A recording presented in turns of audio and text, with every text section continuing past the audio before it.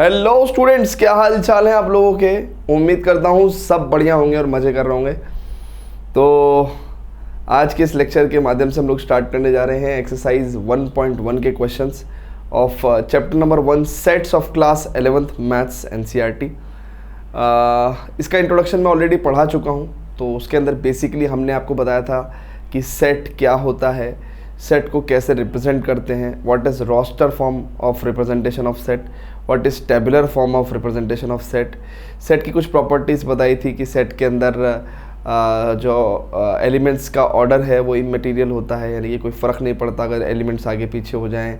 Sets के अंदर जो एलिमेंट्स हैं वो हम रिपीट नहीं करते। तो इस तरह की कुछ बेसिक हमने सेट्स की बातें इंट्रोडक्शन लेक्चर में बताई थी आपको, और कुछ एग्जाम्पल्स भी कराए थे आपको एनसीईआरटी में जो गिवन रहते हैं। तो मैं उम्मीद कर रहा हूँ कि इस एक्सरसाइज के क्वेश्चंस को सॉल्व करने से पहले आप लोगों ने वो इंट्रोडक्शन वाला लेक्चर देखा होगा और सभी के सभी सॉल्व एग्जाम्पल भी मेरे साथ सॉल्व किए होंगे। तो स्टूडेंट्स, ये पहला ही चैप्टर है और 11th का मैथ्स। मैं आपको एक बात कहूँगा कि the habit of learning, the approach of learning बहुत ज़्यादा डिसाइड करती है आपकी 12th की सक्सेस को भी। सो 11th में हम लोग मैथ्स में बहुत सारी चीज़ें पढ़ते हैं। तो जैसे सेट्स थ्योरी है, मैं आपको पहले भी बता चुका हूँ। तो ज़रूरी नहीं है कि ये सिर्फ पहला ही चैप्टर है और क्लास 11th का है तो इसका इतना ही लेना देना है। ये फिर प्रोबेबिलिटी में आपको काम आता है, ये रिलेशन फंक्शंस में काम आता है, ये क्लास 12th के रिलेशन फंक्शन में भी काम आएगा। तो अगर एक क्वेश्चन के सॉल्यूशन में 5 स्टेप होते हैं तो हर स्टेप एक बेसिकली टॉपिक होता है, हर स्टेप एक बेसिकली कॉन्सेप्ट होता है। वो कॉन्सेप्ट कहीं ना कहीं से डिराइव्ड होता है, तो इसलिए हर चैप्टर की एक अपनी इंपॉर्टेंस होती है। ठीक है, तो आइए एक्सरसाइज को स्टार्ट कर रहे हैं। बस मैं ये कहना चाहूँगा कि किसी भी क्वेश्चन को मेरे सॉल्व करने से पहले आप खुद सॉल्व करें, है ना। तो वीडियो को पॉज करके हमेशा खुद से सॉल्व जरूर करें। सो पहला ही क्वेश्चन है, पहले क्वेश्चन के अंदर 9 पार्ट्स हैं, ठीक है। और हमें बताना है कि क्या सेट है और क्या सेट नहीं है, ठीक है। देखिए, सेट की हमने आपको एक बहुत ही बेहतरीन डेफिनेशन लिखवाई थी, क्या कि सेट क्या होता है। It is a well defined collection of objects. Well defined collection, ऐसा कलेक्शन जिसकी डेफिनेशन फिक्स्ड है, मतलब आपके हिसाब से भी मेरे हिसाब से भी, ठीक है। और ऐसा कलेक्शन जो आपका और मेरा सेम आए, सबका सेम आए, ठीक है। सो ऐसे वेल डिफाइंड कलेक्शन को हम लोग सेट्स बोलते हैं। तो आइए देखते हैं कि यहाँ पे 9 क्वेश्चंस पूछे गए हैं। देखते हैं किस किस केस में आप एक अच्छा कलेक्शन बना सकते हैं ना, वेल डिफाइंड कलेक्शन, ठीक है। सो पहला केस डिस्कस करते हैं बच्चों, पहला केस डिस्कस करते हैं। कहता collection of all the months of a year beginning with the letter J, यानी कि सारे महीने सभी मंथ्स का कलेक्शन जो लेटर जे से स्टार्ट होते हैं। तो देखो, जनवरी हो गया, जून हो गया, जुलाई हो गया, सभी लोगों का यही आंसर आएगा। इसके अलावा कोई ऐसा महीना है जो जे से स्टार्ट होता हो, सितंबर, जो अक्टूबर है, दिसंबर, ऐसा कुछ तो नहीं है ना। तो यही है, ठीक है, सिंपल, जनवरी, जुलाई। ये सबका सेम आएगा ना, ये कलेक्शन सबका सेम आएगा। तो yes, it's a set, it's a set, ठीक है। चलिए सेकंड पार्ट डिस्कस करते हैं। सेकंड वाला है ना, पहला कर चुके हैं। The collection of 10 most talented writers. अच्छा देखिए, ये जो इस तरीके के वर्ड्स आते हैं ना, मोस्ट टैलेंटेड है ना, बेस्ट, ठीक है, और है ना मोस्ट डेंजरस, ठीक है ना, मोस्ट बेस्ट, है ना, ये इस तरह के कलेक्शन सेट नहीं होते, ठीक है ना। मैं पहले ही बता रहा हूं कैसे। जैसे आपने कहा था collection of 10 most talented writers of India.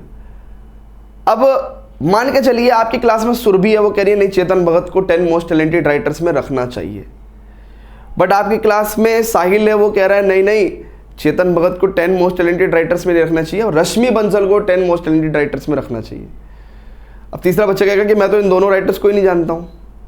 तो बेसिकली 10 मोस्ट टैलेंटेड, अब किसी के टैलेंट का कोई डिफिनेशन नहीं होता कि ये 10 मोस्ट टैलेंटेड राइटर्स हैं, है ना। तो it's a not a well defined collection. तो सेकंड केस में इट्स नॉट अ सेट, क्योंकि ये well defined collection of object नहीं है। थर्ड केस देखते हैं, a team of 11 best cricket batsman of the world. Best cricket batsman of the world का मतलब क्या है? जिन्होंने सबसे ज़्यादा रन बनाए हैं, जिन्होंने सबसे कम उम्र में सबसे ज़्यादा रन बनाए हैं, जिन्होंने सबसे कम बॉल्स फेस करी हैं और तब सबसे ज़्यादा रन बनाए हैं, जो कभी आउट ही ना हुए हों वो ज़्यादा बैट्समैन हैं, जिन्होंने ज़्यादा नंबर ऑफ मैचेस खेले हैं वो 11 बेस्ट क्रिकेट बैट्समैन हैं। क्या डेफिनेशन है, आधार क्या है? तो इसलिए best cricket batsman of the world भी कोई वेल डेफिनेशन नहीं है, इसलिए इट्स नॉट अ सेट, है ना, क्योंकि इसके अंदर भी हर आदमी अपने मन मर्जी अलग अलग आंसर देगा ना, अलग अलग आंसर देगा। The collection of all boys in your class. हाँ देखो, ये एक सेट है भाई, आपकी क्लास के अंदर मान लो 60 बच्चे हैं, लेट्स से उसके अंदर 40 बॉयज हैं, तो 40 बॉयज को एक जगह बिठाया जा सकता है, ठीक है ना। तो the collection of all boys in your class it's a set, ठीक है ना, इट्स अ सेट। लेकिन ये सेट कब है? जब अगर देखा जाए, मान लो एक बच्चा एमजी पब्लिक स्कूल का है, एक बच्चा एसडी पब्लिक स्कूल का है, और इस क्वेश्चन को दोनों स्कूल के बच्चे पढ़ रहे हैं, ठीक है ना, तो वो अलग कलेक्शन बनाएगा, वो अलग कलेक्शन बनाएगा, दो स्कूल के बच्चे अलग अलग कलेक्शन बनाएंगे। लेकिन एक ही स्कूल के जो बच्चे हैं, है ना, बेसिकली एक ही क्लास के जो बच्चे हैं, एक ही क्लास के जो बच्चे हैं वो अपना एक ही सेट रखेंगे, लेकिन कलेक्शन वेल डिफाइंड है ना। आप कलेक्ट करके एक जगह रख सकते हो, आप अपनी सारी क्लास के एक बच्चों को खड़ा करके एक जगह रख सकते हो, ठीक है ना। So this is a also set. The collection of all natural numbers less than 100। तो देखो, सभी नेचुरल नंबर्स लेस देन 100 की अगर मैं बात करूं तो 100 से छोटे सभी नेचुरल नंबर्स यही हैं, और हर बच्चा ये वाला सेट सेम लिखेगा, तो it's a set, it's a set, ठीक है। कई बार कुछ इस तरह के केसेस होते हैं, जैसे फोर्थ केस है कि the collection of all boys in your class. तो ये एक क्लास के बच्चे अगर 40 लड़के हैं, या एक क्लास में जितने भी बच्चे हैं, एक क्लास के सभी बच्चों के लिए ये वेल डिफाइंड कलेक्शन है, इसलिए सेट है। बट दो डिफरेंट क्लास के लिए, दो डिफरेंट स्कूल के लिए ये नॉट अ कलेक्शन है, not a well defined collection है, नॉट अ सेट है। तो कई बार ऐसी सिचुएशंस आएंगी जहां पे आपको कंफ्यूजन होगा कि सेट है कि नहीं है ना। जैसे हम लोग देख लेते हैं, तो इन्होंने फोर्थ को सेट बोला है ना, बट आपके स्कूल में टीचर ने मे भी शायद उसको सेट ना बोला हो, ठीक है। Okay students, so the collection of novel written by the collection of the novels written by the writer Munshi Premchand. अब मुंशी प्रेमचंद ने अपने जीवन में कितने नॉवल लिख दिए होंगे? 2, 4, 5, 10, 15। आप जाओगे किसी बुक स्टोर पे, बोलोगे जी मुंशी प्रेमचंद के सारे नॉवल दे दो, तो वो 15 नॉवल उठा के आपको दे देगा। मैं जाऊंगा, मुझे भी वही 15 दे देगा, कोई भी जाएगा उनको 15 दे देगा। इंटरनेट पे पढ़ेंगे मुंशी प्रेमचंद ने कौन कौन से नॉवल लिखे, तो 15 नॉवल्स के नाम आ जाएंगे। तो यानी कि मुंशी प्रेमचंद ने जितने नॉवल्स लिखे हैं उनको एक अटैची में रखा जा सकता है और उनका एक कलेक्शन बनाया जा सकता है, तो ये भी एक वेल डिफाइंड कलेक्शन है, तो ये भी एक सेट है। The collection of all even integers. अब इवन इंटीजर्स कौन से होते हैं? ऐसे इंटीजर्स जो 2 से डिविजिबल हों, ठीक है ना। तो जैसे फॉर एग्जांपल अगर देखोगे 7th केस में, तो 0, 2, 4, -2, -4, ये एक इनफाइनाइट कलेक्शन होगा, लेकिन है तो ये वेल डिफाइंड कलेक्शन, तो ये भी एक सेट है, ये भी एक सेट है। 8th केस देखेंगे भैया, 8th केस देखेंगे बच्चों। 8th केस कहता है the collection of the questions in this chapter. अब इस चैप्टर के अंदर जितने भी क्वेश्चंस हैं, ठीक है ना, वो भी तो एक कलेक्शन ही है ना भाई। आपके पास भी वही कलेक्शन है, मेरे पास भी वही कलेक्शन है। मेरे पास एक आधा क्वेश्चन डिफरेंट है क्या, या आपके पास कोई एक आधा क्वेश्चन डिफरेंट है क्या? तो इस पर्टिकुलर चैप्टर के अंदर, है ना भैया, सबके पास सेम ही कलेक्शन ऑफ क्वेश्चन है, तो यस इट्स अ सेट, ठीक है ना। तो जब भी जस्टिफाई योर आंसर बोले तो वो है कि भाई वेल डिफाइंड कलेक्शन है, इसलिए सेट बोला, ठीक है ना। तो 9th केस में देखेंगे, कह रहा था a collection of most dangerous animals of the world. ये इतना बकवास क्वेश्चन है, मोस्ट डेंजरस एनिमल। किसी को सांप से डर लगता है, किसी को तो गैंडे से डर लगता है, वो ना तो ना गैंडा समझते हो, गैंडा है ना, गैंडे से डर लगता है। किसी को सांड से डर लगता है, तो किसी को छिपकली से भी डर लगता है भाई, बहुत सारे लोग ऐसे हैं छिपकली से डर लगता है। सो collection of most dangerous animal इसकी कोई परिभाषा नहीं भाई, है ना। किसी किसी को चींटी के काटने से एलर्जी होती है तो वो चींटी से डरता है भाई। सो इसलिए इट्स नॉट अ सेट, है ना। और हर बच्चा मोस्ट डेंजरस की कैटेगरी में अलग अलग एनिमल्स को रख सकता है, ठीक है ना। सो हमने अगर देखा जाए तो किसे किसे सेट बोला, अगर हमने देखा जाए तो किसे किसे सेट बोला, हमने पहले को सेट बोला, हमने चौथे को सेट बोला, हमने पांचवे को सेट बोला, छठे को भी सेट बोला, सातवें को भी सेट बोला और आठवें को भी सेट बोला, ठीक है ना। तो देखते हैं 1 4 5 6 7 8, 1 4 5 6 7 8 आर सेट्स, ठीक है भैया, क्लियर है। तो इस तरीके से हमने आपको बताया कि which are sets and which are not, clear है बच्चों। तो फटाफट से नोट तो क्या ही करेंगे, बट ठीक है ना। If anyone want to note something तो वो नोट कर सकता है। तो आइए चलते हैं नेक्स्ट क्वेश्चन पे स्टूडेंट्स, है ना। नेक्स्ट क्वेश्चन पे ना, pause the video to note it down. Next question पे इंसर्ट द एप्रोप्रिएट सिंबल। देखो ये सिंबल कैसा होता है, बिलोंग्स टू का, ये सिंबल होता है बिलोंग्स टू का, और ये सिंबल होता है डज नॉट बिलोंग्स टू का, डज नॉट बिलोंग्स टू का, डज नॉट बिलोंग्स टू का, ठीक है। अब बच्चों को बताओ, किसी भी सेट के एलिमेंट उससे क्या करते हैं, बिलोंग करते हैं। यानी कि अगर हम बात करें तो 2 भी ए सेट से बिलोंग करेगा, 3 भी ए सेट से बिलोंग करेगा, 4 भी ए सेट से बिलोंग करेगा ना, 5 भी ए सेट से बिलोंग करेगा, 6 भी ए सेट से बिलोंग करेगा। बट क्या 7 ए सेट से बिलोंग करेगा, नहीं। तो जब बिलोंग करेगा तो ये वाला साइन, जब नहीं बिलोंग करेगा तो बिलोंग का साइन करके काट देंगे। तो 5 belongs to A, yes 5 belongs to A. तो आपको बिलोंग्स टू का और डज नॉट बिलोंग्स टू का साइन इंसर्ट करना है, ठीक है ना। तो 5 बिलोंग्स टू ए है। 8 बिलोंग्स टू ए है क्या, नहीं। 8 इसके अंदर है क्या, नहीं। तो it does not belongs to, it does not belongs to, ठीक है। It does not belongs to. 0 A set के अंदर है क्या, नहीं। तो it does not belongs to, it does not belongs to, ठीक है ना। It does not belongs to, okay. 4 A set में बिलोंग करता है क्या, yes it belongs to A, है ना। 4 बिलोंग्स टू ए, ठीक है। 4 belongs to A. 2 A set में बिलोंग करता है क्या, हाँ ये रहा। तो इसका मतलब 2 belongs to A, 2 belongs to A. Belongs to का साइन ये इस तरीके का ना, this is the belongs to sign. 10 A से सेट से बिलोंग करता है क्या, नहीं करता है ना। तो 10 does not belongs to set A, clear है।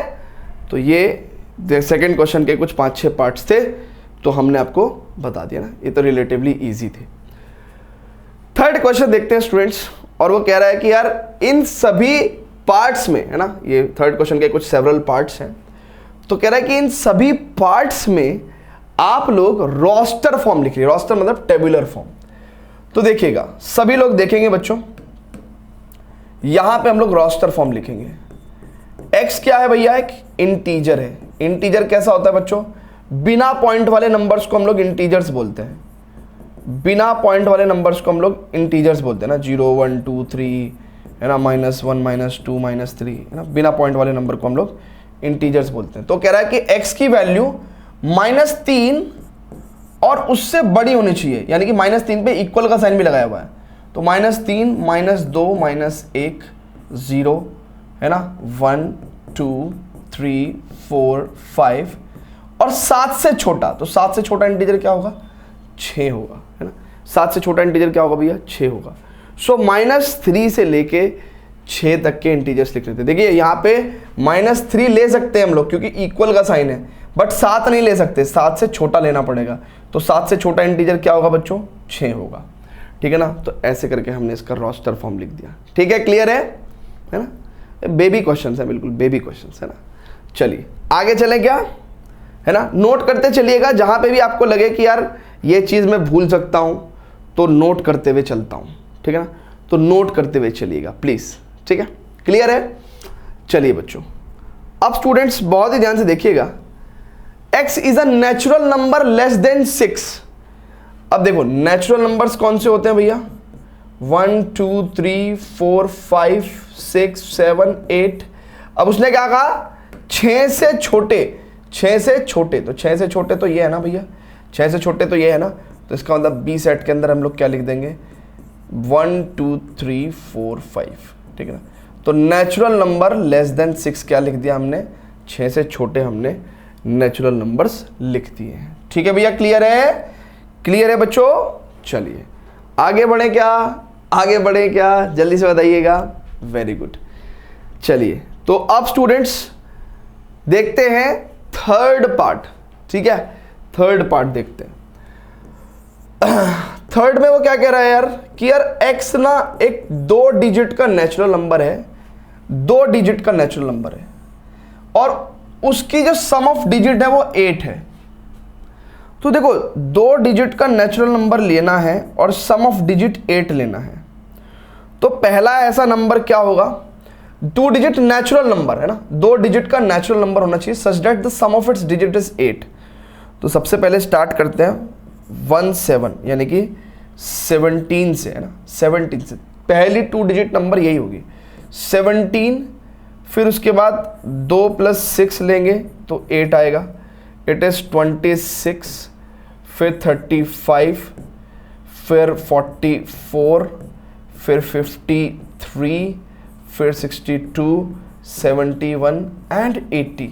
देखिए 80 भी एक नेचुरल नंबर है, 80 भी एक नेचुरल नंबर है, और इसमें सम ऑफ द डिजिट क्या होगा 8 होगा, ठीक है ना।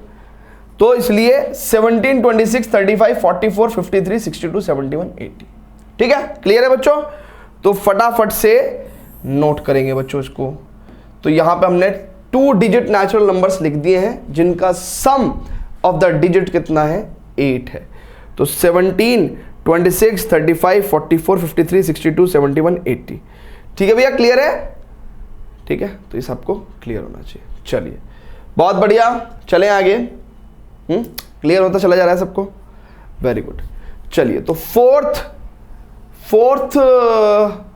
पार्ट पे चलते हैं। कहता है कि यार D इज इसमें कहता है कि X is a prime number which is divisor of 60।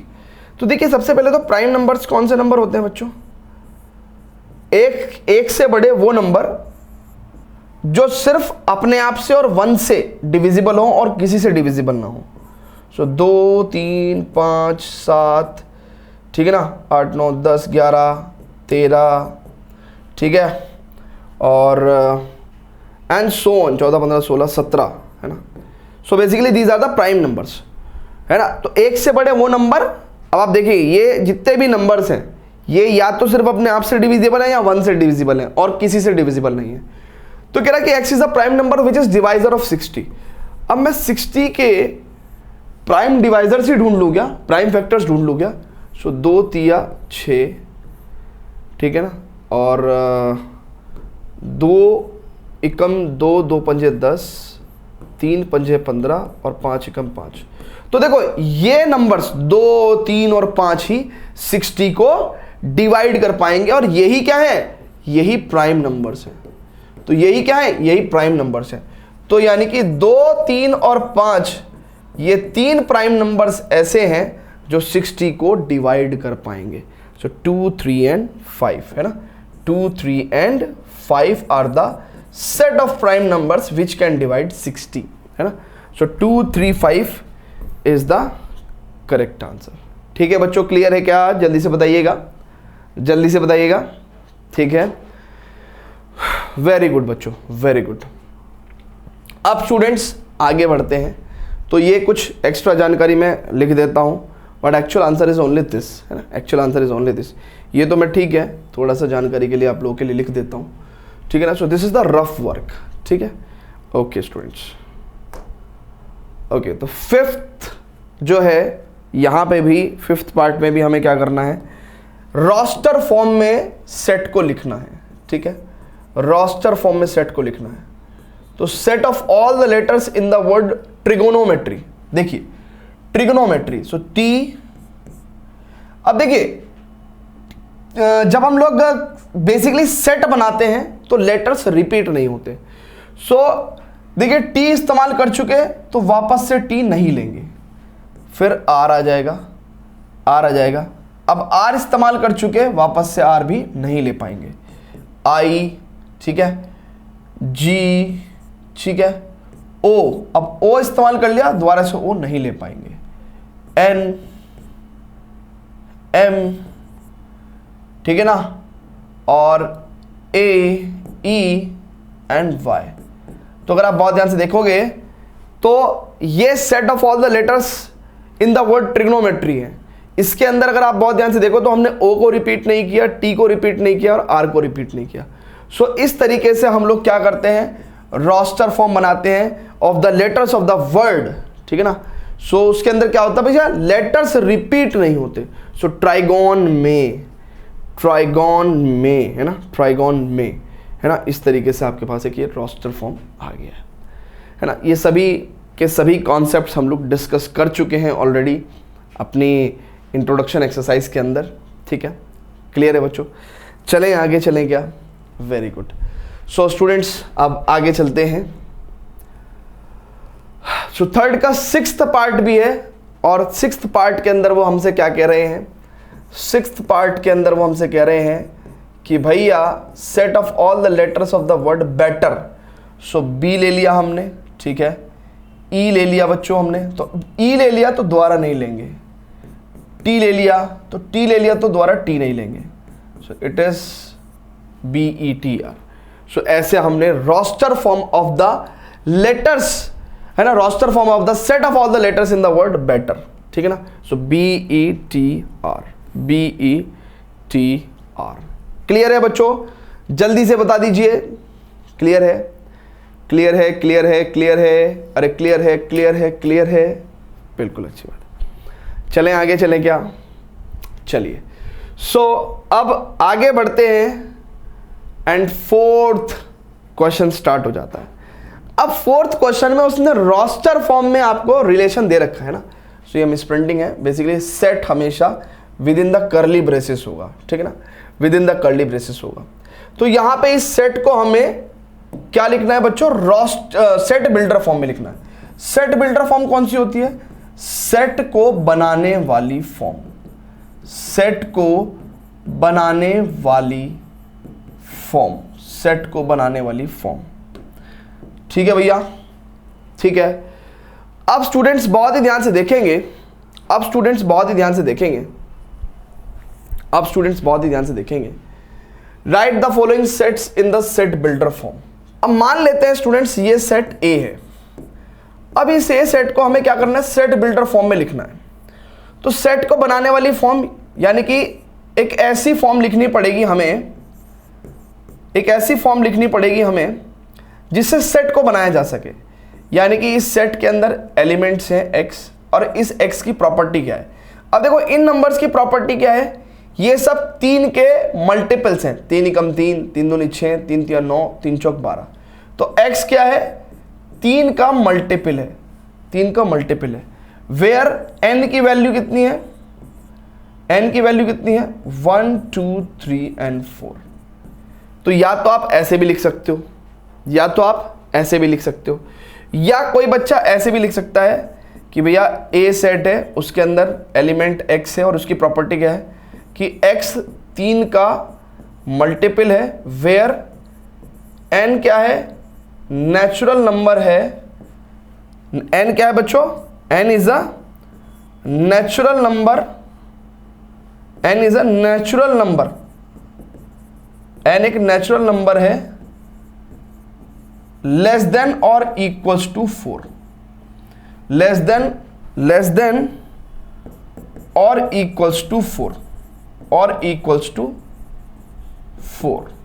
कोई बच्चा ये भी लिख सकता है, इसी बात को कोई बच्चा ऐसे भी लिख सकता है कि यार x क्या है, ए सेट में क्या है, एलिमेंट x है और इसकी प्रॉपर्टी क्या है कि ये 3 के मल्टीपल है, 3 के मल्टीपल है, वेयर n नेचुरल नंबर से बिलोंग करेगा एंड n की वैल्यू लेस देन और इक्वल टू 4 रहेगी। कोई शॉर्ट में ऐसे लिख देगा, कोई शॉर्ट में ऐसे लिख देगा, ठीक है ना। या फिर कोई बच्चा ऐसे भी लिख सकता है कि भैया x क्या है, बेसिकली 3 का मल्टीपल है, nth मल्टीपल, वेयर n क्या है, नेचुरल नंबर है, एंड n की वैल्यू 5 से छोटे नेचुरल नंबर है ना, 5 से छोटे नेचुरल नंबर, 5 से छोटे नेचुरल नंबर। तो किसी भी तरीके से लिखा जा सकता है। देखो यहां पे लिखा हमने 4 या 4 से छोटे नेचुरल नंबर, 4 भी इंक्लूड किया हमने, तो हमने लिखा 4 या 4 से छोटे नेचुरल नंबर, यहां पे लिखा 5 से छोटे नेचुरल नंबर। तो बेसिकली जब हम सेट बिल्डर फॉर्म बनाते हैं तो हर बच्चे का अलग अलग आंसर हो सकता है कॉपी में, कोई दिक्कत नहीं है, लेकिन रोस्टर फॉर्म में हमेशा सेम आंसर आएगा। देखो रोस्टर फॉर्म में हर बच्चे का सेम आंसर आएगा, सेट बिल्डर फॉर्म में हर बच्चा अपनी अपनी भाषा में लिख सकता है, अपनी अपनी भाषा में लिख सकता है। आपको जो भी आसान ले, आपको जो भी आसान लगे या आपको जो भी अच्छा लगे आप अपने घर ले जा सकते हो, ठीक है ना, आप अपने घर ले जा सकते हो, ठीक है। तो देखो हमने ये लिखा ना, ठीक है। अब ऐसा हो सकता है कि एनसीईआरटी में पीछे आंसर इन चारों से भी कुछ अलग दे रखा हो। देखो मैंने कहा था ना कि एनसीईआरटी में इन्होंने लिखा कि n is the natural number और n की वैल्यू 1 या 1 से बड़ी और 4 या 4 से छोटी, तो उन्होंने ऐसे लिख दिया। तो आप कैसे भी लिख सकते हो बाबा, कैसे भी लिख सकते हो। देखो ये वाली बात लिखने की जरूरत नहीं है, ये वाली बात लिखने की जरूरत नहीं है, ठीक है, ये वाली बात लिखने की जरूरत नहीं है। अगर मैंने बोल दिया कि n एक नेचुरल नंबर है और n की वैल्यू 4 या 4 से छोटी है, तो इसका मतलब आ गया भैया कि n की वैल्यू 1 2 3 4 होगी। ये कहने की जरूरत ही नहीं है कि n की वैल्यू 1 या 1 से बड़ी होगी। नेचुरल नंबर सब 1 से ही स्टार्ट होते हैं, नेचुरल नंबर 1 से ही स्टार्ट होते हैं, ठीक है। तो अलग अलग लिखने का तरीका है, तो इसलिए घबराइएगा नहीं, है ना, घबराइएगा नहीं, ठीक है ना। तो अब हर बार तो हर क्वेश्चन में देखिए इस तरीके से 4 तरीके से तो लिख के चलेंगे नहीं, तो जाहिर सी बात है हर क्वेश्चन में हम लोग क्या करेंगे, कुछ एक आधे तरीके से आपको लिख के दिखाएंगे। अब स्टूडेंट्स बहुत ही ध्यान से समझिएगा जरा, रोस्टर फॉर्म देखिए। मान लीजिए ये सेट बी है, लेट्स से, है ना, बी है। अब मुझे इसका क्या निकालना है बच्चों, सेट बिल्डर फॉर्म निकालना है, मतलब मुझे इसका सेट बिल्डर फॉर्म लिखना है। तो मैं बी सेट के अंदर क्या करूंगा बच्चों, बहुत ध्यान से देखिएगा। मैंने कुछ ऑब्जर्व किया, ये 2 की पावर 1 है, ये 2 की पावर 2 है, ये 2 की पावर 3 है, ये 2 की पावर 4 है, ये 2 की पावर 5 है। तो मैंने कहा कि भैया बी सेट के अंदर कैसे एलिमेंट हैं, है ना, बी सेट के अंदर कोई एलिमेंट अगर x है तो वो कैसा है, वो 2 की पावर n के इक्वल है, वो 2 की पावर n के इक्वल है, वेयर n की वैल्यू आप क्या लोगे, 1 2 3 4 5। जिसको कुछ नहीं आता वो बिल्कुल सिंपल ऐसे लिख दे, वो बिल्कुल ऐसे लिख दे, वेयर n की वैल्यू 1 2 3 4 5, दैट्स इट। या फिर आप ऐसे लिख सकते हो भैया बी सेट के अंदर ऐसे एलिमेंट हैं 2 की पावर n के इक्वल है, where n is a natural number and n की वैल्यू क्या होगी, नेचुरल नंबर अप टू 5, यानी कि n इज लेस देन और इक्वल टू 5। तो 5 या 5 से छोटे नेचुरल नंबर्स, 5 या 5 से छोटे नेचुरल नंबर्स। तो ऐसे करके भी आप सेट बिल्डर फॉर्म लिख सकते हैं। क्लियर है मेरे भाई, क्लियर है, very very good, very very good. आगे चलें क्या, चलिए तो आगे चलते हैं, आगे चलते हैं, आगे चलते हैं। यहां पे भी हमने कुछ नोटिस किया है भैया, क्या नोटिस किया है, मान लीजिए ये जो सेट है इसको सी बोल देते हैं, लेट से। अब मुझे इसका सेट बिल्डर फॉर्म लिखना है, इसका सेट बिल्डर फॉर्म लिखना है, इसका सेट बिल्डर फॉर्म लिखना है, ठीक है। तो मैंने क्या नोटिस किया, मैंने कहा यार कि इसके अंदर जो एलिमेंट है ना, ये देखो ये 5 की पावर 1 है, ये 5 की पावर 2 है, ये 5 की पावर 3 है। कुछ बच्चे कहते हैं सर हमें कैसे पता चलेगा। अरे जब तुम क्वेश्चन के साथ टाइम स्पेंड करोगे, मैंने क्या कहा, वीडियो को पॉज करके हमेशा मुझसे पहले सॉल्व करने की कोशिश करो। 2 मिनट लगे, 4 मिनट लगे, 5 मिनट लगे, 10 मिनट लगे, कितना भी टाइम लगे, हमेशा मुझसे पहले सॉल्व करने की कोशिश करो। तो देखोगे समझोगे क्या कि यार दादा यार ये तो पैटर्न ऑब्जर्व करोगे। 5 की पावर 1 है, फिर 5 की पावर 2 है, फिर 5 की पावर 3 है, फिर 5 की पावर 4 है। ओहो हो। तो सर जी सेट बिल्डर फॉर्म के हिसाब से इसके अंदर ऐसे एलिमेंट x हैं जो 5 की पावर n के इक्वल है, वेयर n की वैल्यू आप कहां से कहां तक ले सकते हो, 1 2 3 4। या फिर आप इसको ऐसे भी लिख सकते हो कि C बराबर set of element x where x is equal to 5 की power n, where n is natural number and n की वैल्यू इज लेस देन और इक्वल टू 4, 4 या 4 से छोटे नेचुरल नंबर्स। ठीक है भैया, समझ में आ रहे हैं आपको? सेट बिल्डर फॉर्म समझ में आ रही है? आ रही है, वेरी गुड, बहुत बढ़िया। फटाफट से नोट करिएगा please, pause the video, note it down. चलिए अब स्टूडेंट्स आगे बढ़ते हैं। देखिए क्वेश्चंस रिलेटिवली आसान है, इसलिए मैं थोड़ा जल्दी में करा दे रहा हूं।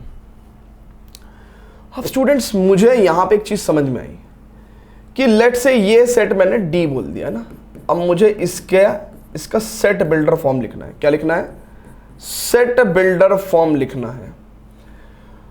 अब स्टूडेंट्स बहुत ही ध्यान से देखेंगे, मैंने यहां पे क्या प्रॉपर्टी, क्या पैटर्न ऑब्जर्व किया कि देखिए 2 का फर्स्ट मल्टीपल है, ये 2 का सेकंड मल्टीपल है, 2 दूनी 4 है, ये 6 क्या है, 2 का थर्ड मल्टीपल है, यानी कि 2 का पहाड़ा चला जा रहा है ना, 2 के मल्टीपल हैं, है ना, नेचुरल नंबर मल्टीपल, है ना।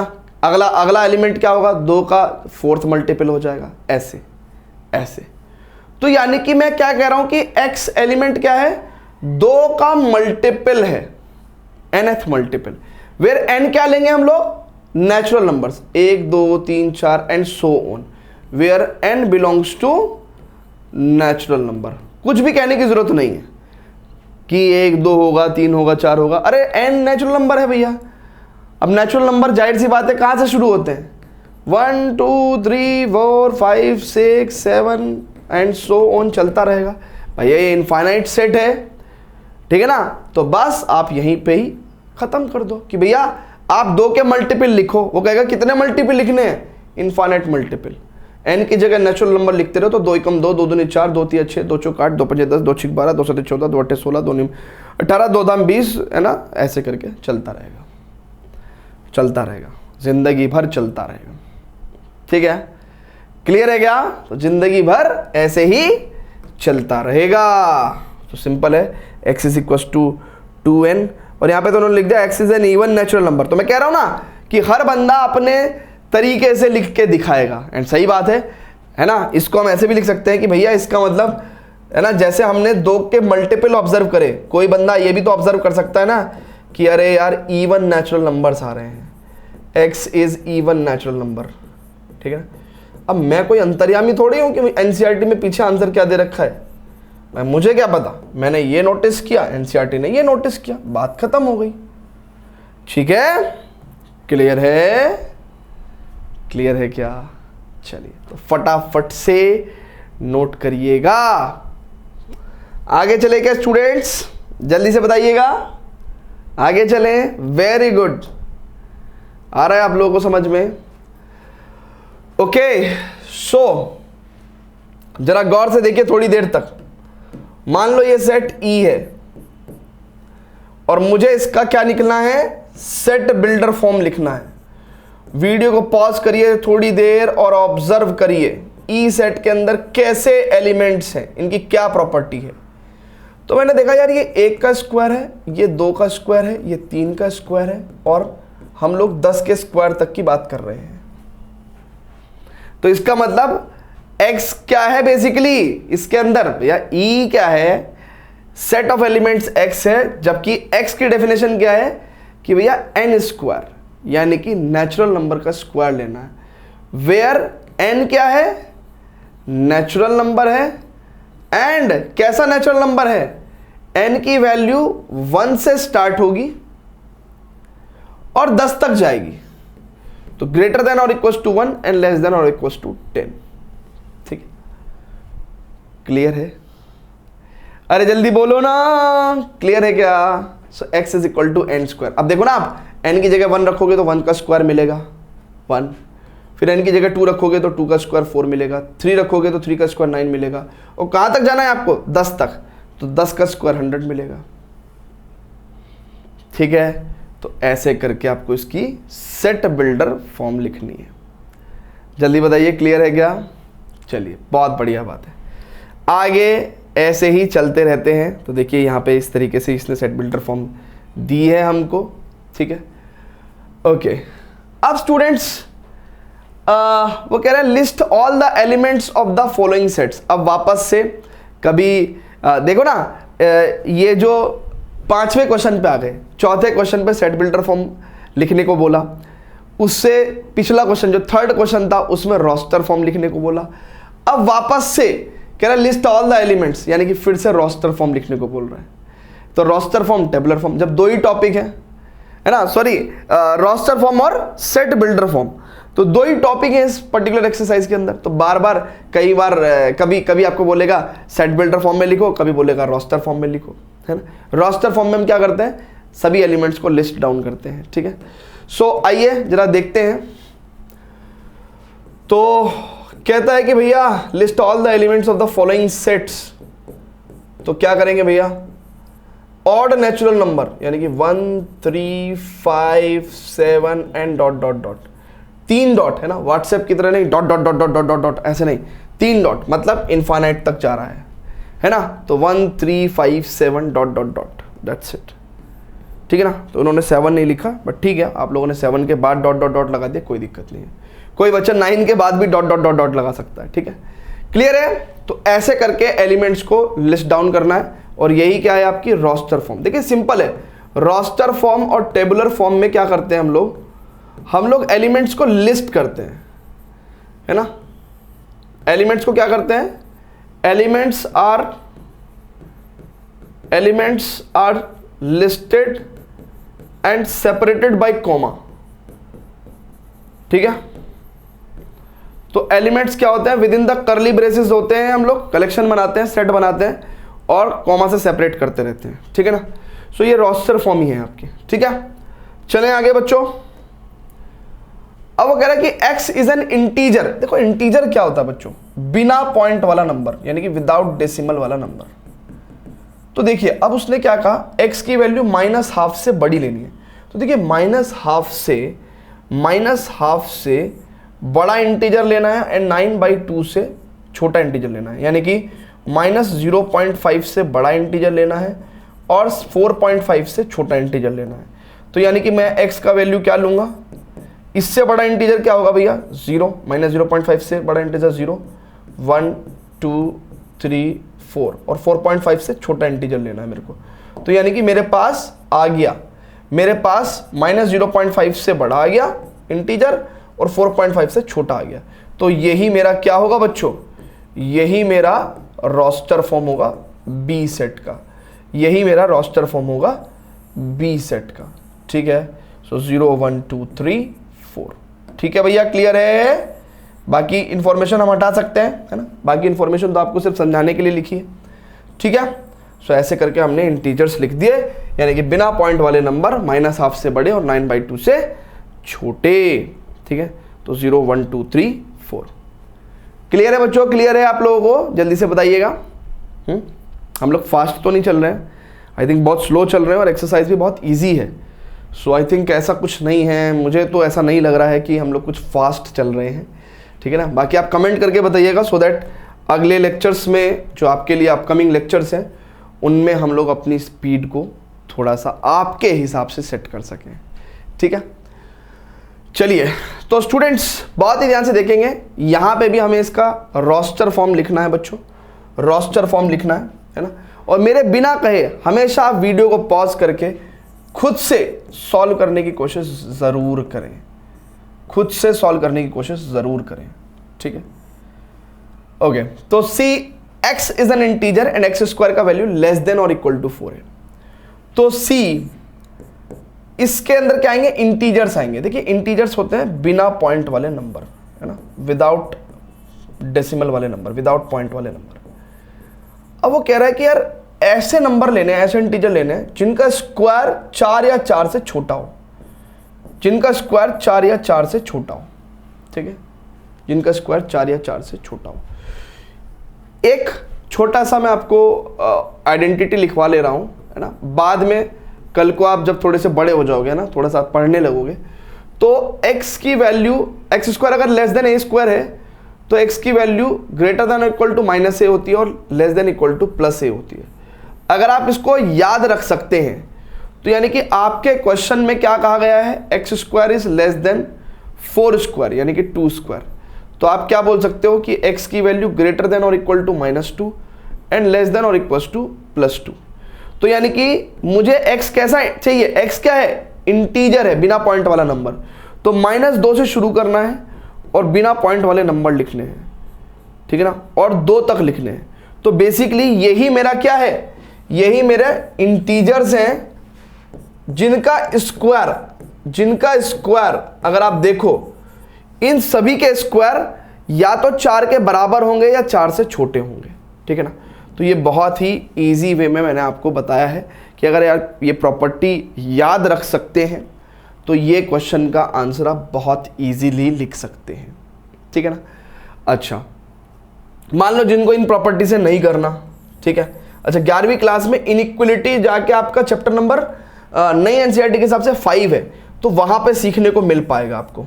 बट फिर भी मैं आपको बता देता हूं, अगर एक्स स्क्वायर बराबर लेस देन और इक्वल टू 4 आपको सॉल्व करना है, मान लो इस क्वांटिटी को आपको सॉल्व करना है, हाउ टू सॉल्व, इसको कैसे सॉल्व करें, तो आप क्या करेंगे, यहां से सबसे पहले इक्वालिटी लिखेंगे।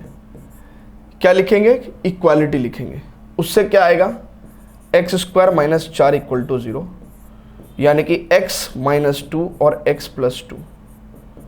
फिर आप नंबर लाइन पे ये क्वांटिटी कहां 0 होगी, x प्लस 2 कहां 0 होगा, -2 पे 0 होगा।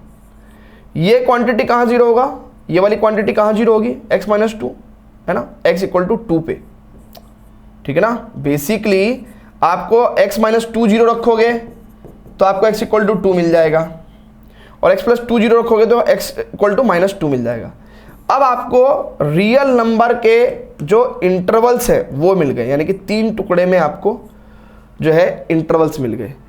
अब आप देखना, -2 से छोटा नंबर लिख के देखो, लेट्स से -3।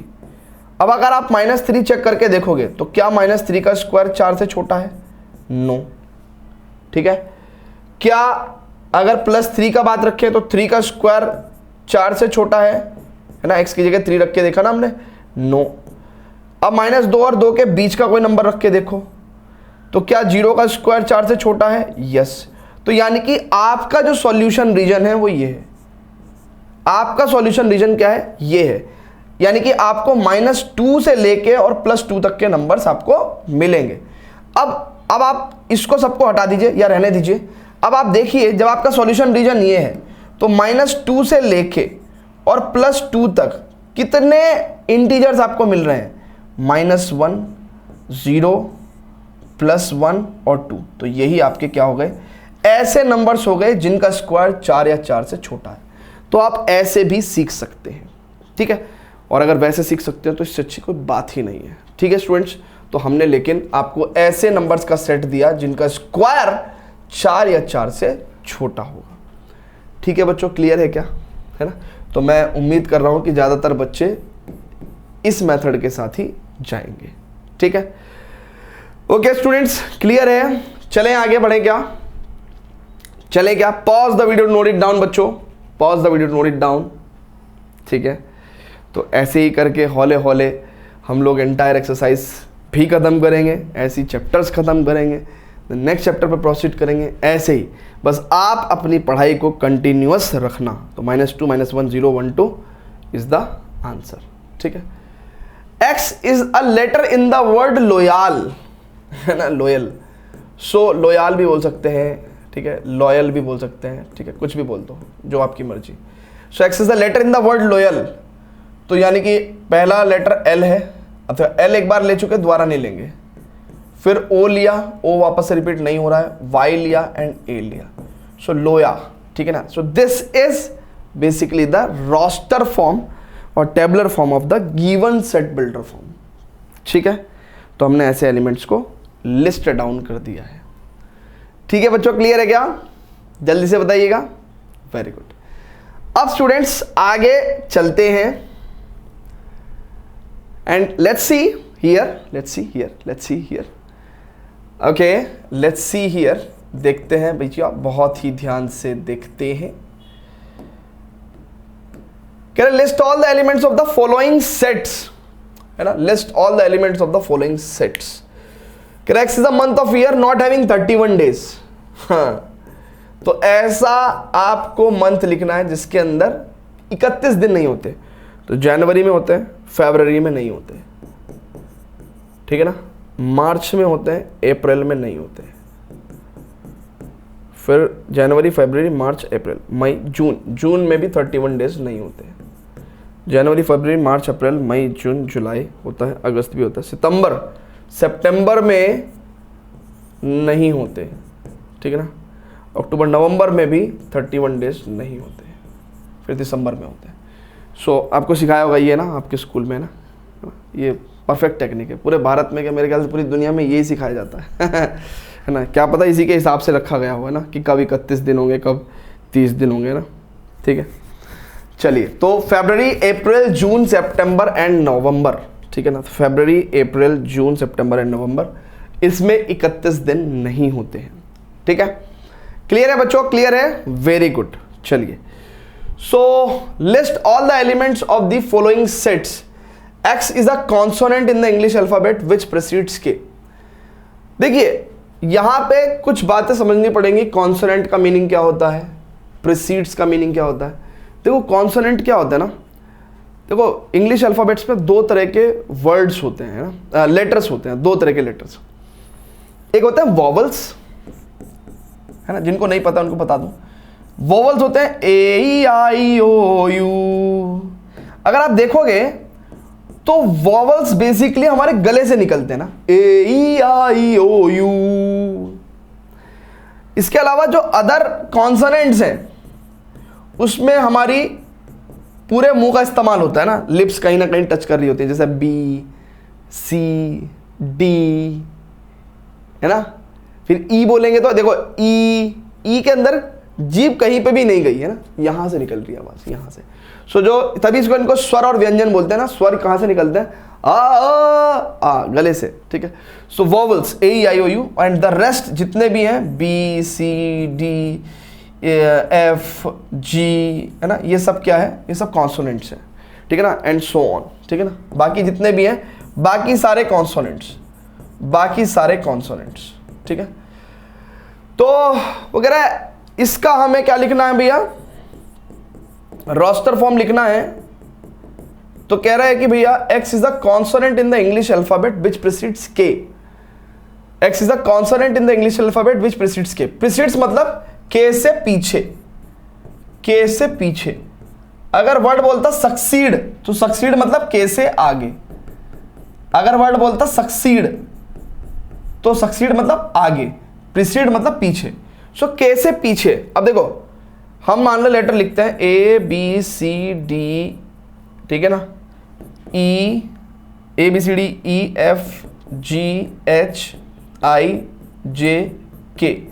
अब देखो मुझे क्या करना है, मुझे के से पीछे लेने हैं, प्रीसीड्स के। तो के नहीं लूंगा मैं, के नहीं लूंगा, ठीक है, के नहीं लूंगा।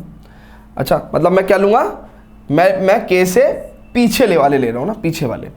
अच्छा वॉवल्स नहीं लूंगा मैं, वॉवल्स नहीं लूंगा, ए नहीं लूंगा, ई नहीं लूंगा, आई नहीं लूंगा। तो इसका मतलब मेरे पास एफ सेट के अंदर क्या आ जाएगा, B C D F G H जे।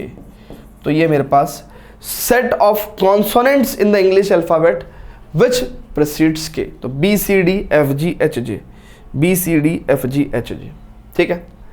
क्लियर है बच्चों, क्लियर है क्या, क्लियर है, वेरी गुड, बहुत बढ़िया।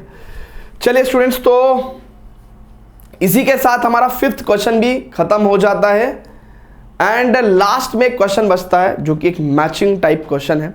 तो मैचिंग वाला क्वेश्चन भी हम लोग कर देते हैं।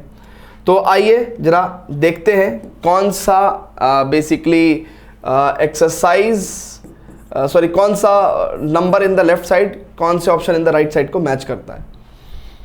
तो ऐसे लेफ्ट से राइट पे जाओगे तो बड़ी दिक्कत होगी। सेट बिल्डर फॉर्म कहां दी हुई है? राइट से। हमेशा सेट बिल्डर फॉर्म से रोस्टर फॉर्म बनाना आसान है। सेट बिल्डर फॉर्म से रोस्टर फॉर्म बनाना आसान है हमेशा। तो हम लोग राइट में देखेंगे x is a prime number and A divisor of 6। तो 6 के डिवाइजर देखो 2 3 6 3 एकम 3, तो 2 प्राइम डिवाइजर। तो यानी कि 2 और 3 कहाँ है? ये। तो इसका मतलब ये इससे मैच करेगा, ठीक है। x is an odd natural number less than 10। तो x क्या है? एक odd natural number less than 10। तो यानी कि 1 3 5 7 9, ठीक है ना, 10 से छोटे ऑड नेचुरल नंबर। सो 1 3 5 7 9 ये रहा भैया, ठीक है। अब वो कह रहा है x is a natural number and divisor of 6। देखो prime number and divisor of 6 and natural number and divisor of 6। तो देखो 6 को 1 भी डिवाइड कर देगा, 6 को 2 भी डिवाइड कर देगा, 6 को 3 भी डिवाइड कर देगा, ठीक है, ठीक है ना। तो ये नेचुरल नंबर्स हैं जो 6 को डिवाइड कर सकते हैं।